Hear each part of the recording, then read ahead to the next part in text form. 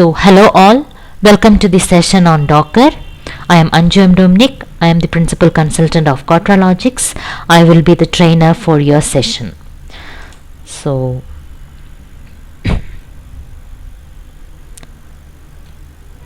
what are the things that you will be covering in this session? This is actually an introductory section to the Docker fundamentals. So, you will be having a basic understanding. You will get a basic understanding about the Docker fundamentals after attending this session. So mainly this part of this course would be like that it will start with virtualization, what are the virtualization techniques, and it will continue with the Docker container platform, and we will deal with the architecture of the Docker container platform, and we will also see how to what is the developer workflow of the Docker containers and how to create an image using the Docker file.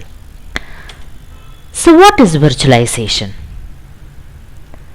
Can anyone help me with that? You can just ping me if you have any answers. Let's see if you have any chat now.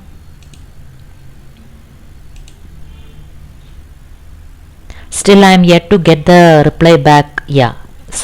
I got it back. It is audible. So you can pick me at any time. If I'm not able to find your chat or anything, you can mail me. That is anjudominic@quadralogics.com also. So we can have a discussion on whatever the doubts you are having. So I am continuing with my session, hoping everybody has joined in. And so what is virtualization? There are hundreds of definitions for virtualization in internet. If you go and check that, one of the definitions that I found interesting is that virtualization is a software representation of a computer system. That is a simple, understandable definition for virtualization. But why we need it? Where we use it? Take 10 or 15 years back. The main way that we people work was that if you have some email applications, you will have a server dedicated for the email applications. If you have some other web applications, you will have another server allocated for the web applications. And if you have legacy applications, another server for the legacy applications. So you will have 3 individual servers for handling mail, web and legacy applications. But if you go and analyze it in a much deeper way, you can find that the applications are not using the servers efficiently. That is, they are not utilizing the entire resources of the servers. Most of the percentage of resources are wasted. That is, if you take the email application that is working on a mail server, almost 30% of the resources will be used by the email application, less rest 60% would be wasted. Similar is the case with the web application. Assume that you are only using 30%, rest 60% is wasted. Same is the case with the legacy applications also. But there then comes the importance of the virtualization. What we actually do is that we try to virtualize the legacy applications on any other server. That is, if you take the email server, you will virtualize the legacy applications in the email server. So in the case of an email server, you will have some part of it dedicated to the email applications and other part of it dedicated to the legacy application. So you will have almost 60% of the server being used, and also you will have a free server in your hand. This could be used for other purposes also. So virtualization helps us to reduce the infrastructure needed, as a result of which we get a reduced cost. There are many virtualization techniques available. The one is the virtual machines. Virtual machine is the one of the virtualization technique where an entire computer system is virtualized with its own operating system and applications. Why we need virtual machines? That is mainly because if you go to a testing environment or a developer environment or a production environment, you can create virtual machines that can actually resemble the development machine. So the test machine or the production machine could be similar to the development machine. You can create a VM which is similar to the development machine. So as a result of which we don't need different servers at all. And the next container virtualization technique is containers. And containers are more preferred compared to the virtual machines. I'll tell you why. Oh, before that, just understand the name containers. What are the containers of the shipping industry? Containers are nothing but a big reusable boxes that is mainly used for any kind of transportation, be it air, water, or road. So for any kind of transportation, we can use containers. Only thing is that we have to package our goods into the containers. Rest, they will take care, that it will be taken care of. Similar is the case with the containers in the software background. Containers are like all the applications, all the working applications are packaged with its own configurations and dependencies into containers. So that is, if you deploy a containerized application, you don't have to worry about the computing environment at all. All the applications could be run on any environment. So the containerization is the main advantage, is that the infrastructure part of the application is abstracted from the application code. So we don't have to worry about how the particular application will work on different environment. We can just concentrate on developing the applications. So that is a big help for the developers, because developer can concentrate now on how to develop an application rather than how to deploy an applications in different working environment. So what is the main difference between containers and virtual machines? Virtual machine and containers are both virtualization technique, but what is the main difference between virtual machine and containers? In the case of a virtual machine, each individual virtual machine created on the host system will have its own operating system. System's host operating system.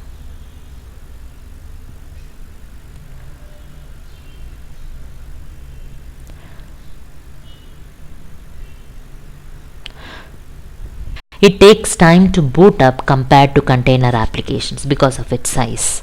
And the container applications are cheaper compared to virtual machines because we don't have to virtualize the operating system at all.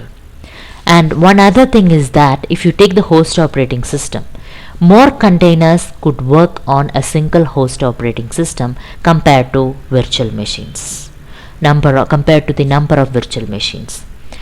Number of virtual machines, only a fewer number of virtual machines could be handled in a single operating system compared to containers, mainly because virtual machines make use of a large amount of the resources of an underlying host operating system. Let's see if you have any doubts in this up to this. So let's go to the chat window and see.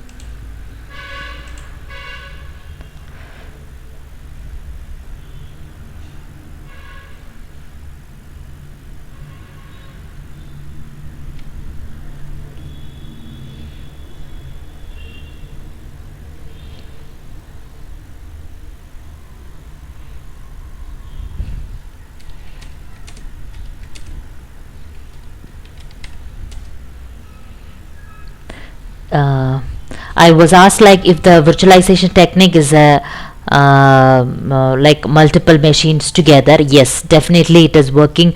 It is just like working on multiple system on a single system. But only difference is that each of the virtual machines or the virtualization, each of the virtualized application finds that considers that it is using the entire operating system. So each virtual machine doesn't know about the other virtual machines on the same system. Each virtual machine thinks that it is having the entire operating system to itself. It will not know about the other virtual machines. So as a result, if you take the application point of view, it feels that it is a complete system. Okay. So let's go to continue with our session. So here, after the main differences between the virtual machine and containers are done, we will move to Docker. What is a Docker? Docker is a container platform where you can test, build and deploy containerized application.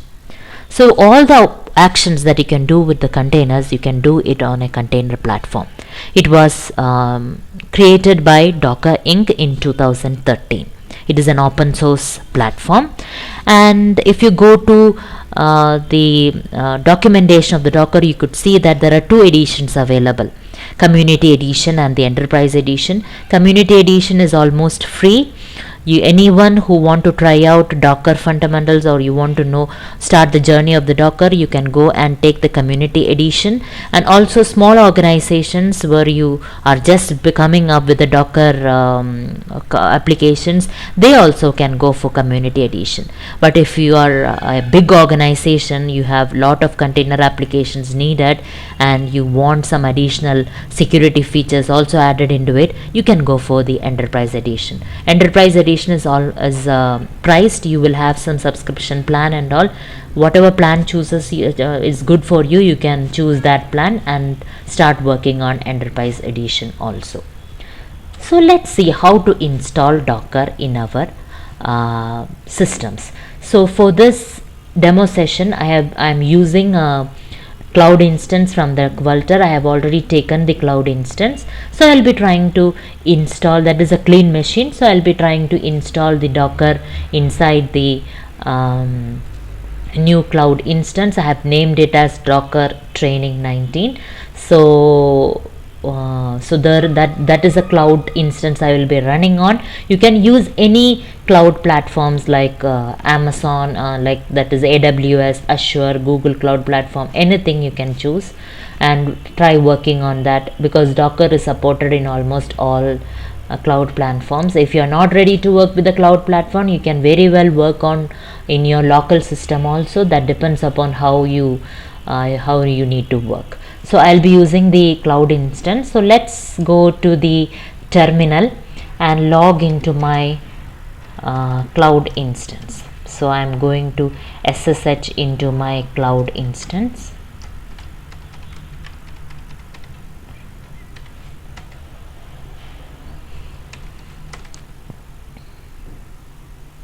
Okay, so I am into the cloud instance now. So let me just clear the screen. So now let's see what are the steps to install our Docker. I am using the Ubuntu system, so I'll be showing you how to install Docker in Ubuntu. If it is for Windows, you can have Windows version also. I'll just show you.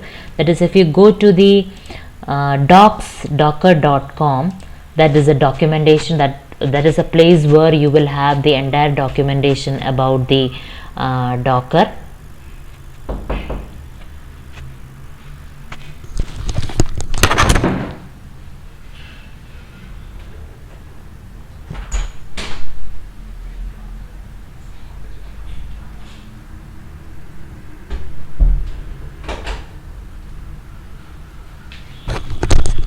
So yeah, so let's go to our docsdocker.com.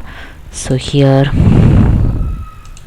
I'll just increase this font a little bit so that you can see it more clearly. And see here, if you have docsdocker.com, you will have all the details regarding the Docker editions and all. So I'll be using Docker Community Edition.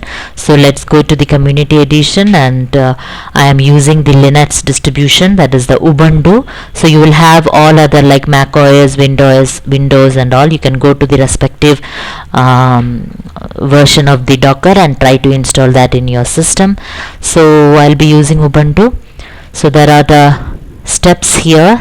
So there are 3 ways you can install Docker, either from a repository or from a package or from a convenient script. So I'll be showing you the method how to install it from a repository. So the first step I'll try out, I will update the apt package. So I have done that. Now the next thing is you have to install some packages for the app to use the repository for the Docker. So in the next step I will do that. Don't worry, you can get all the steps in the docsdocker.com. You can go to the docsdocker.com and take the respective version of the Docker and try to install that. let's see, in the next step you have to check for the GPG key.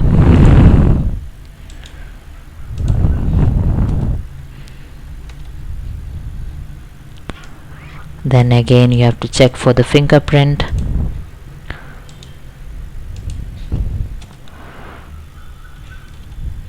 And then again you have to copy the repository, all the release, whatever release you want. So this is the Docker release.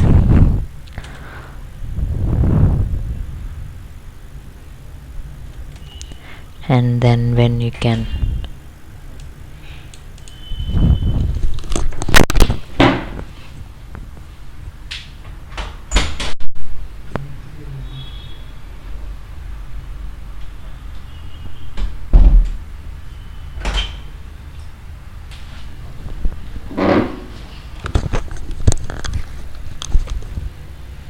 so I'll take the sudo get update.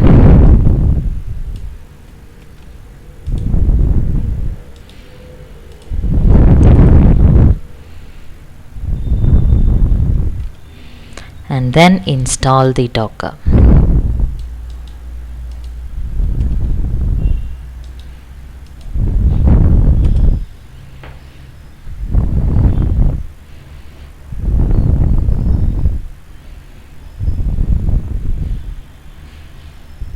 So it will take some time to install Docker. So all the packages are being installed. So let's see if Docker is installed correctly. Let's get the version of the Docker. So you have the Docker version 18.09.6. that is the Docker version that you're having. So what we have done is we have installed Docker in your system and you are ready to go. So now let's come to the PPT. What is the next thing that you need to have? Now you need to understand some of the important components in the Docker scenarios, that is images, containers and services. Images are just like a readable template with all the instructions needed to create the container. And the containers are actually the running instances of this images. And services are mainly used for scaling the applications. If you want to run like now a number of applications on a number of Docker hosts, you can go for services. That won't be considered in this session. That will be in the upcoming sessions, because since this is the basic session, I will be covering images and containers. So before in order to understand these Docker objects, let's do a hands-on with the Docker hands-on in the Docker world. Let's see how can you download images, containers, etc. So in the Docker scenario, there is a repository known as Docker Hub. It is just similar to GitHub. You have GitHub, all your application code and source code are everything stored in the GitHub repository. Similarly, we have a Docker Hub where all the images would be stored. And you can make it a private repository or a public repository. You have some official images available that are supported by the Docker. So you can just go to the Docker Hub and see what it looks like. So this is my Docker Hub repository under my name Anju Rose. So if you want to have images, that is actually the runnable instructions or a readable instructions for the container. So if you want to create a hello world container, we will be having already an image there. If you go and check for hello world, so you will be having an official image hello world. So if you want to run a hello world container, you can choose this hello world image. So let's try to run that out. So how you can pull the Docker images from the Docker Hub? So we can do that by Docker pull commands. So if you go to Docker pull command, so here I'll just write Docker pull hello world. So this is where actually we are pulling down an image from the Docker Hub. There are many general images available in the Docker Hub. Also we can create our own images and upload it to the Docker Hub, that we will be covering in few minutes. So just understand that this hello world image is now downloaded and it is kept in our local path. So if you take Docker images image list, you will be able to see that you have hello world Docker image in your local system. That is wherever you are running the Docker host, you will have the hello world image in the Docker host. So now if you want to see the history of this image, you can give Docker history hello world also. So it will show the history, like 5 months ago something was changed, all those history you will get. And if you want to create a container with this hello world image, you can use the command docker create hello world. So it will create a container hello world, create a container using the image hello world. So this is the command. So this is the container ID for this hello world. So if I give docker ps and list all the containers in your system, you will be able to see that there is a container with a container ID starting by 7cb, and it is using a hello world image, and it was updated created 12 seconds ago, and then there is a randomly generated name given to the container, that is Stentor Hopper, that is given by the docker. If you want to create a container with a specific name, you can give the command docker create -- name hello world.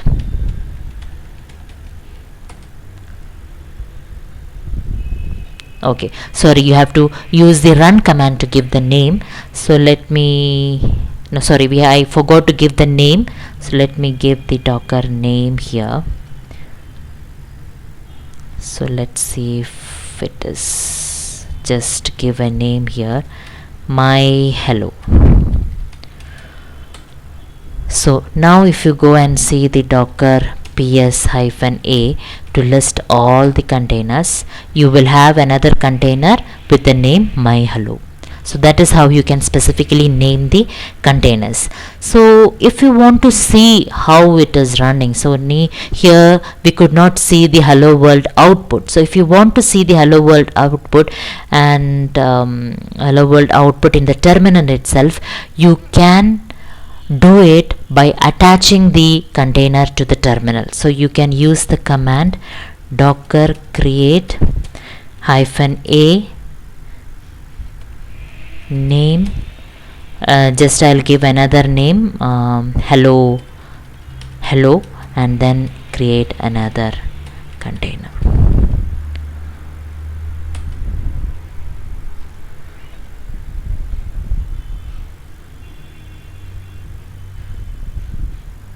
Okay, you have to start the container first. Start -a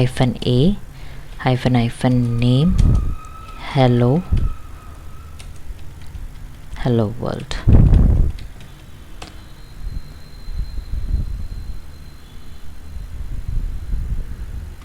Let me see without giving the name.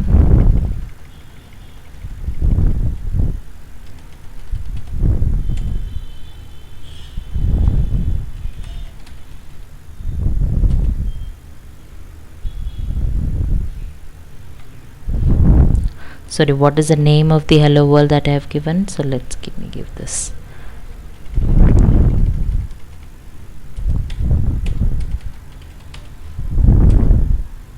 So see, now we are able to see the container output, hello from Docker. So we have attached it to the terminal, we have started the container. So in the create command we have just created the container. Now we have started the container with I'm going to start the container my hello, which is already specified here, and then what I have seen is I got the message from the container, so this will be the output from the container. So that is how you run the container. That is a simple example of creating or pulling down the image from the Docker Hub and also running the container. And like by default, Docker will first check if you have the images in your directory. If it is not present in your directory, in your local Docker host, it will go and check in the Docker Hub. If it is present in Docker Hub, it will be downloaded.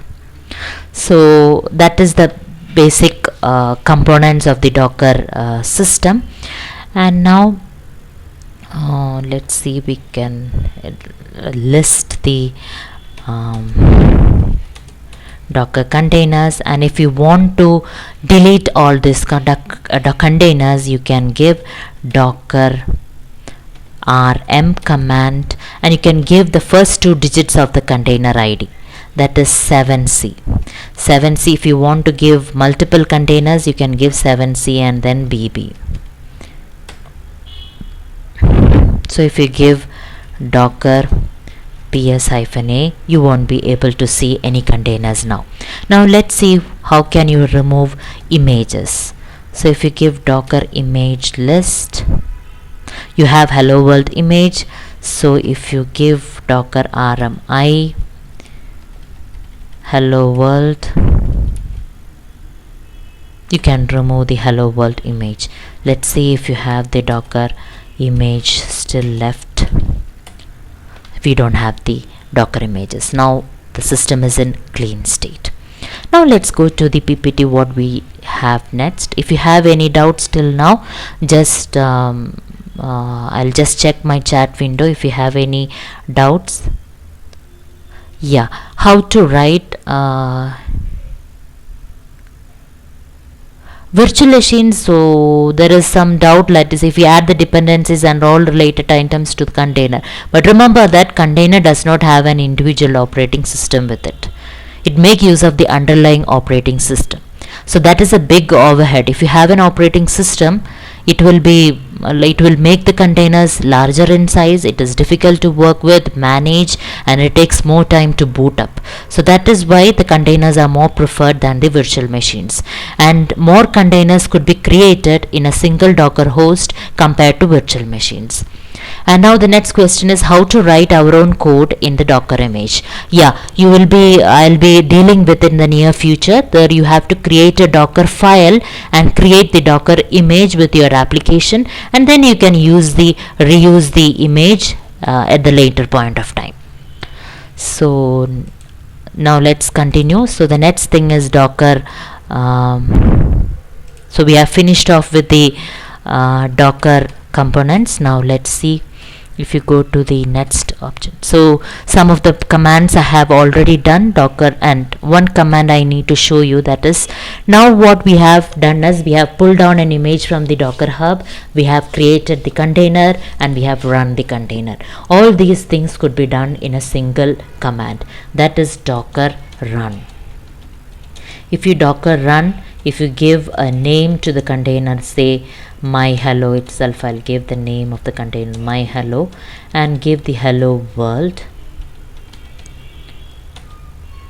See, it will pull down the image and create the container and run the container and show you. So that is the command for running the entire container, like all the pulling down, creating and running the container.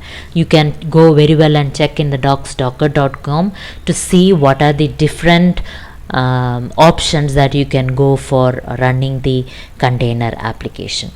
Now one thing that I can show you is that if you want to take an example of an Nginx server, you're going to run an Nginx server. So Nginx server will actually show you a welcome message, welcome to Nginx server. So I'm going to run that application in a container, and let's see if you have a Docker Hub image for the same. I go to the Docker Hub, and where is my Docker Hub? Docker Hub. I'll go and check for the Nginx image. Sorry, Nginx. So you have the image here, Nginx image is ready, so you can use that image. So let's see how can I run. So I will use the docker run command. Docker run, I'll give a name for my container, that is my nginx,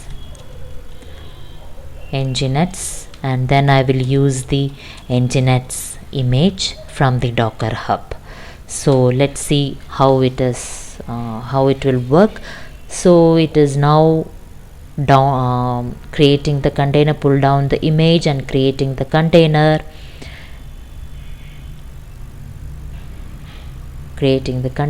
and now what happened, it is running the container. So that is why our terminal is not responsive now, it is attached to the terminal now. So nginx server is running, so we can't come out of that nginx server from our terminal. So if you have such scenarios, you can go to another terminal and stop this container, stop this nginx container, then you can come out of this terminal. So if I go to another terminal,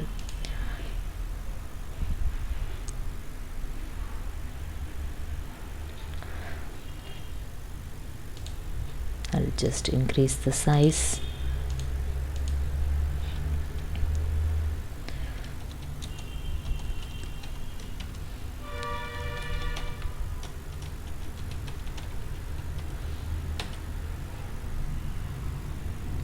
Sorry, not Docker training.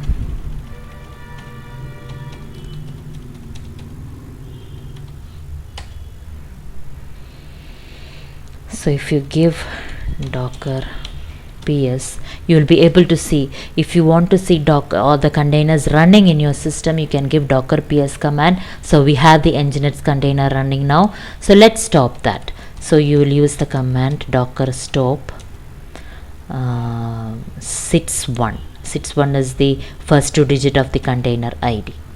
So now what happened to our other terminal? So it has come out. So now, so nginx container is stopped. Now in order to avoid this, you can run the nginx server in the detached mode. That means it will run the nginx server in the background, it will not get attached to our terminal. So for that you can use the command docker run -d. I'll give a name of the container, say new nginx, and then give nginx. So this will only give the container id, it will not get attached to the terminal. And if I give the docker ps, you will be able to see the docker container with another container id working with the name new nginx. But if you want to see the nginx running in the real life, that is nginx is running in a container, we want to access that container from outside. So we can do that by doing a port mapping of the port where the nginx container is running. It will get mapped to the Docker host port, and you can connect from outside using the Docker host IP and the port number. You can go and connect it to the container. That is how you can see how nginx is running. So if you have you can tweak the run command a little bit to add the port mapping also. So that is, you will use the command docker run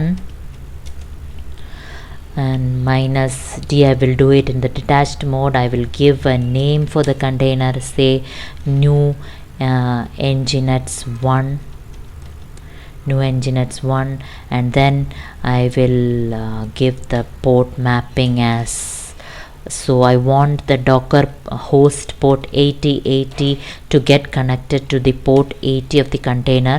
So usually port 80, this is where the nginx container will be running. Container port is 80, so the container port is mapped with the 8080 port number of the Docker host, and you can communicate to the Docker host from the outside by using this port number. So here again I am giving nginx. So let's see how it runs. So one container is being created. Now let's go to our terminal and see.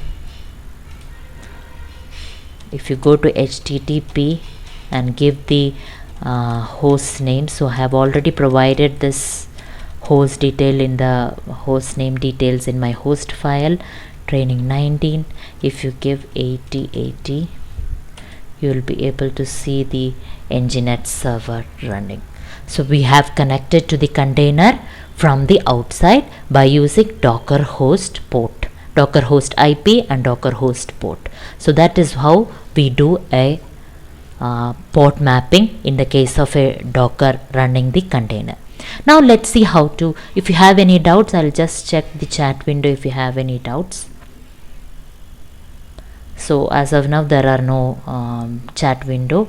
If you have anything, just ping me, or if I am not able to see that, I will take down in a mail or something. So let's go to the, so we have the Nginx this thing done. So now let's see. So that is the basic steps to run the Nginx server. Let's go to the PPT where we have the so we have discussed some commands.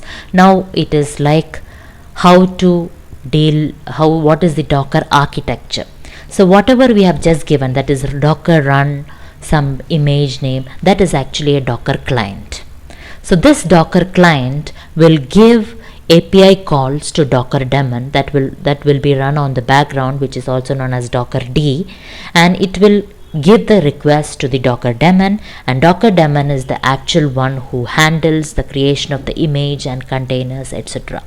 So Docker architecture is like a client server architecture. You will have a Docker client that will send out the request to the Docker daemon, and Docker daemon will handle all the image creation of the images and containers, and after everything is done, all the images are being created, it will be pushed down into Docker Hub registry.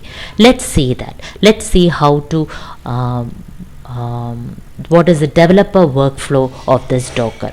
So if you are going to containerize an application, you will have your application code. You will create a Docker file with the help including this application code, and then you will push it to the, you will create the container, you will create the image, and you will push down into the Docker Hub.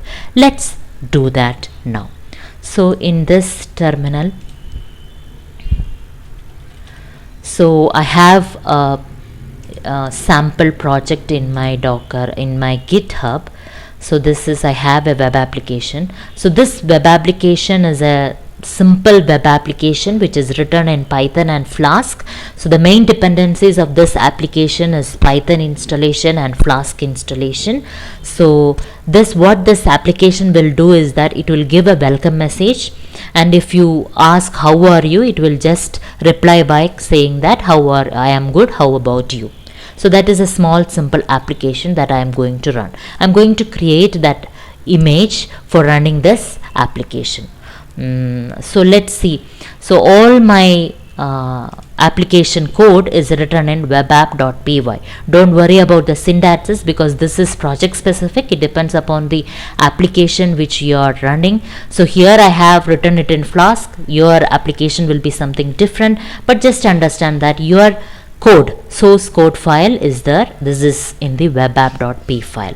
So now let's clone this path to my Docker host. So what is the git clone? I will use the git clone command.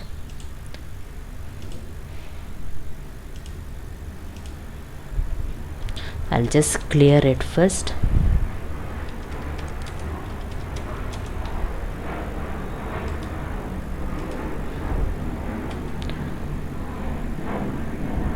So if I go ls, I'll be able to see Docker examples. So Docker examples first one, and I'll go to web app first one. I'll be able to see all the files. You have to consider about webapp.py file.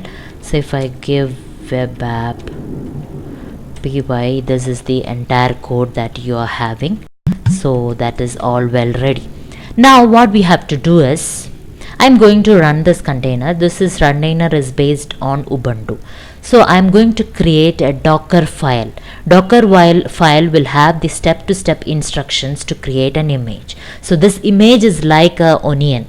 Onion in the sense that you will have a base image, that is something inside in the center. You will have a base image at the center, and all the steps will create its own layers outside this base image. For this application, the base image that we are going to use is Ubuntu image. So let's create a Docker file.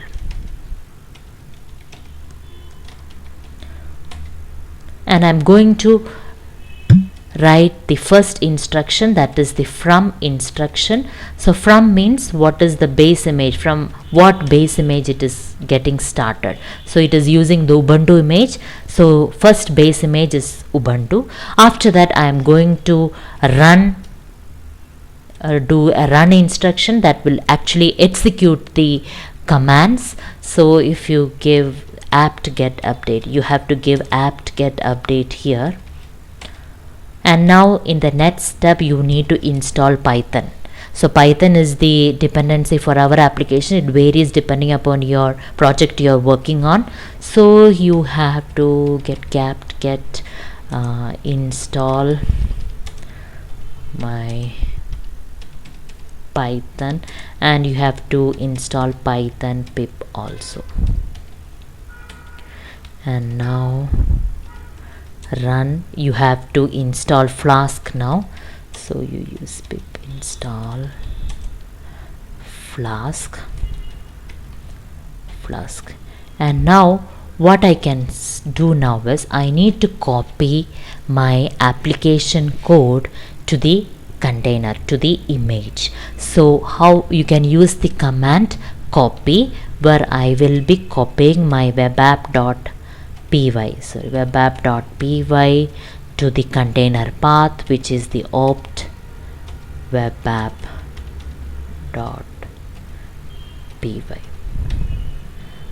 So this is how, what we have done is we have taken care of all the dependencies for the application. We now have a base image. We have copied all the application code to the image path, and now we are going to write the first command that is run when the container is started. So that is known as the entry point. So let me see what is the entry point in the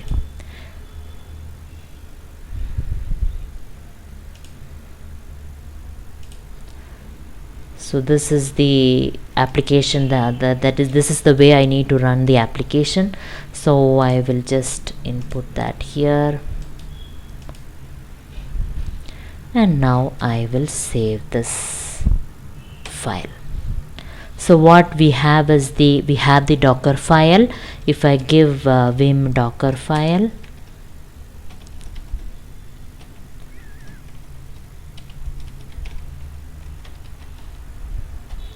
we will have the entire code now. So you have all the instructions, you have all the instructions that you need to create the image. So this image will start from the base image Ubuntu, and each step, that is the first layer, would be the installation of Python.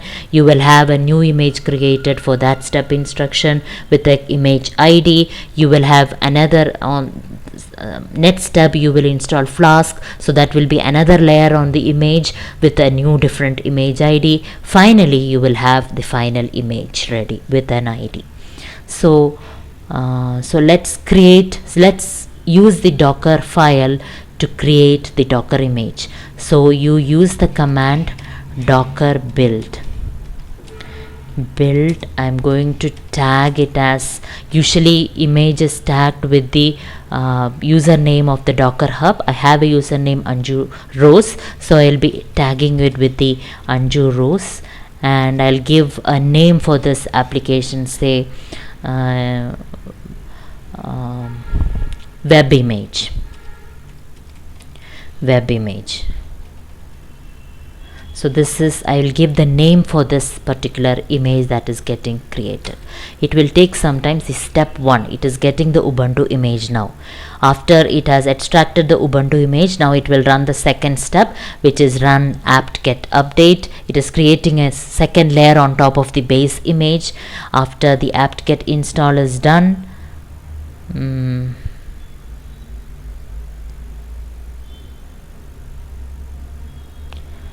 It will take some time.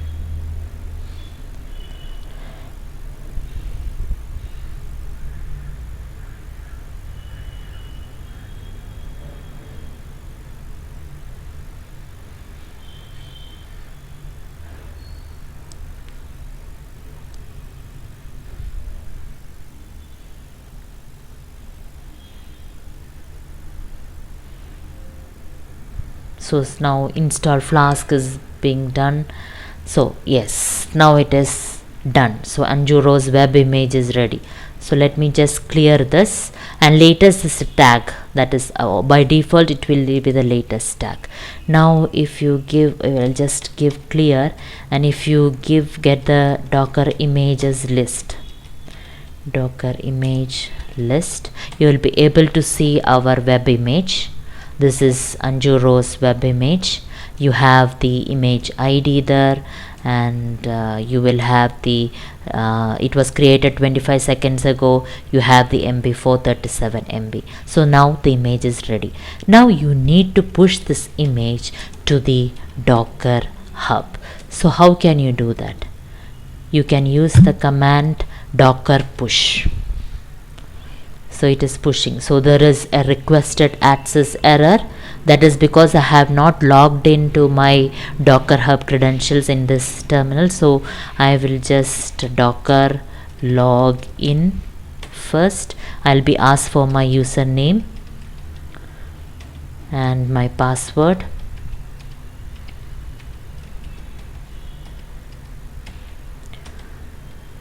Hope login succeeds. Yeah, login is succeeded.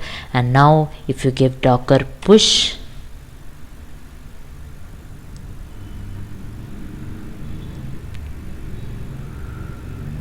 so it is pushing down the image. Each layer is being pushed, and the final image is also getting pushed. And let's see, it will take some time. And if you go to the Docker hub, you will be able to see the where is my Docker hub? So this is my profile, and if you see here, I have only one image now. Let's see if it is completed. Okay, let me just refresh it.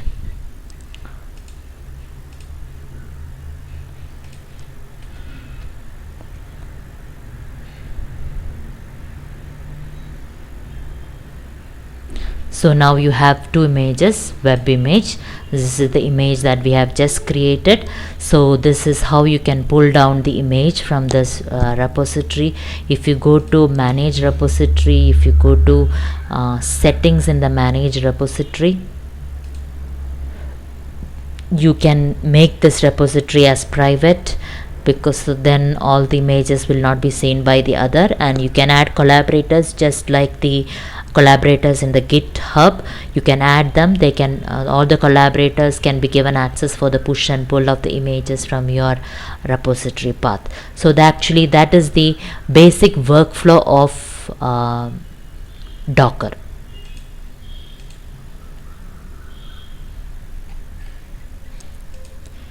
Basic workflow of Docker. Now I need to tell you about a Docker network also. That is a simple topic. I won't be going into much details of that. There are different networks in the Docker. How basically we have 3 networks in the Docker. Whenever you install a Docker, that is the bridge, host network, and none network. And overlay networks comes into picture when you have multiple Docker hosts.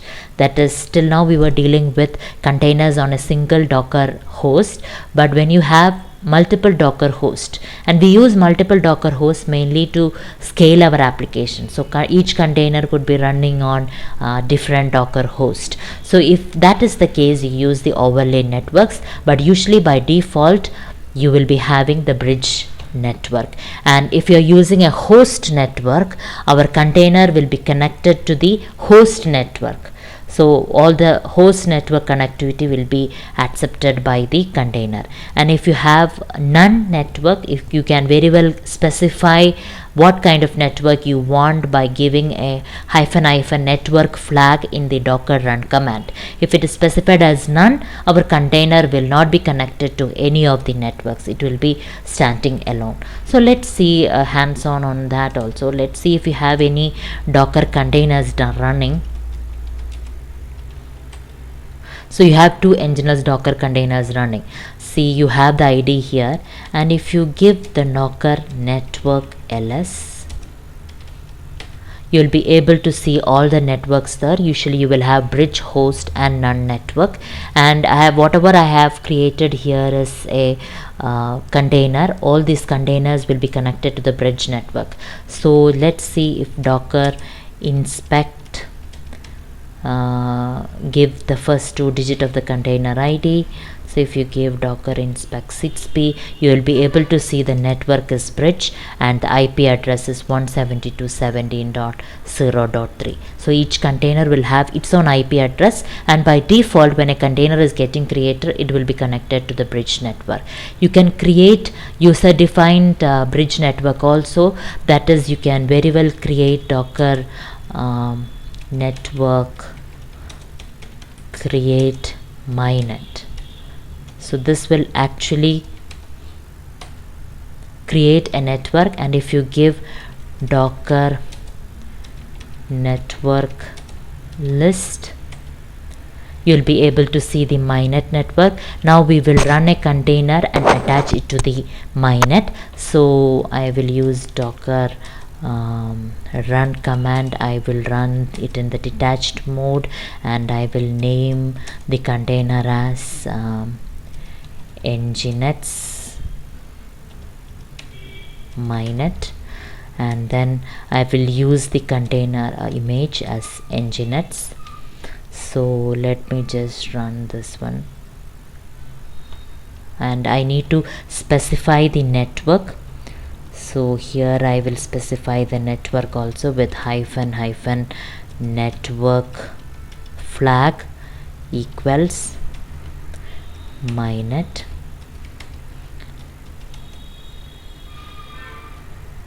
So the container is container is created. Docker ps, if you see Nginx mynet, so Nginx mynet is there, so that is running. Now let's see docker inspect. What is the first 2 digit? 46. So here the network is mynet. So that is how you can specify the user defined bridge network also. So main reason why we need to have a user defined bridge network is that by default all the containers in the docker will be getting connected to the bridge network, so all containers can see each other. But if we have some security concerns, we don't want some containers to see other containers, so we can create a closed network with some containers inside it, so those containers can only see the specified container. So in that case you can go for user defined bridge network. So if you can, so that is the basic session on docker that is today's basic session on docker. So let me see if you have any questions. Let me go to my terminal.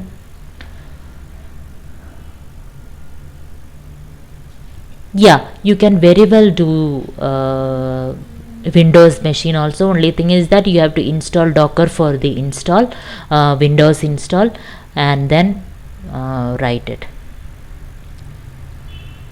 How to write our own code in the docker image, that is the application code will be copied down to the docker image, that is by using the copy instructions in the docker file.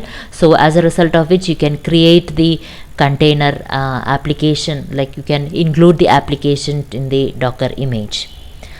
Yeah, we can very well do in the Windows. Even the Windows machine you can use the base image. The same example you can redo that. You can even if you're using a Windows host, you can very well have Linux containers running on it also. Okay, so now any other question you can just ping me now.